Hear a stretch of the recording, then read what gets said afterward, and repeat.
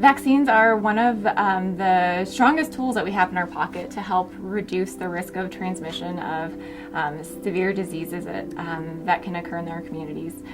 So for example, measles, mumps, rubella vaccine, that is one that we start vaccinating against at age 1, and then we give a booster to kiddos at age 4. Now our vaccine schedule here in the United States is based on what periods of our immune system can kids have the best response to getting the vaccine. And then we also plan these vaccines based on when kids are at highest risk of potentially getting exposed to it and having severe outcome. So one vaccine in particular that parents always have a lot of questions about is the Hepatitis B vaccine at birth. So we do strongly recommend, as part of the CDC guidelines, that the Hepatitis B vaccine be universally given, whether moms have been tested for Hepatitis B in the past or have been tested and are negative, because that is one of those viruses that if our baby were to become infected with that could have severe outcomes in the future for abnormal liver function, liver failure, and that is just one that we've been able to safely reduce the risk of in children. So we do that at birth, and then we give boosters at 2, 4, or 6 months of age. So just talk to your doctor about them, because there are certain vaccines that kids kind of age out of. For instance, Rotavirus Vaccine, that's a liquid one that we give routinely in our clinics for infants. And we give them to infants because if infants get that virus, they do really poorly with it. And so we only give that to infants. Your 10-year-old child doesn't need a rotavirus vaccine, for instance. Childhood vaccines are one of the most important things we do in pediatrics.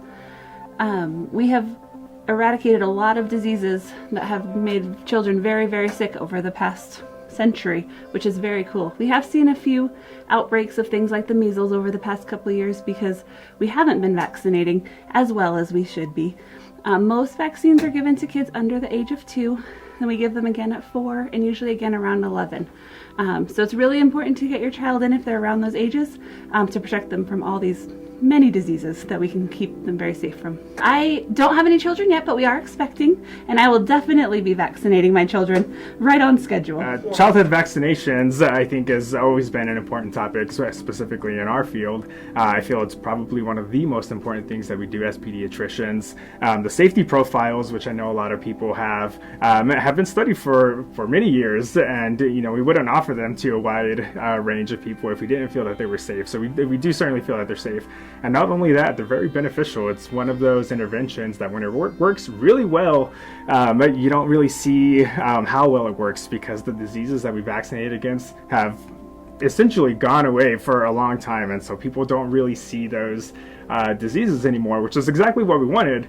But because of that, there's some hesitancy as why am I vaccinating against this disease that I no longer see, and that's kind of just one of the side effects of just how well the vaccines were whenever they first came out and why we continue to recommend them.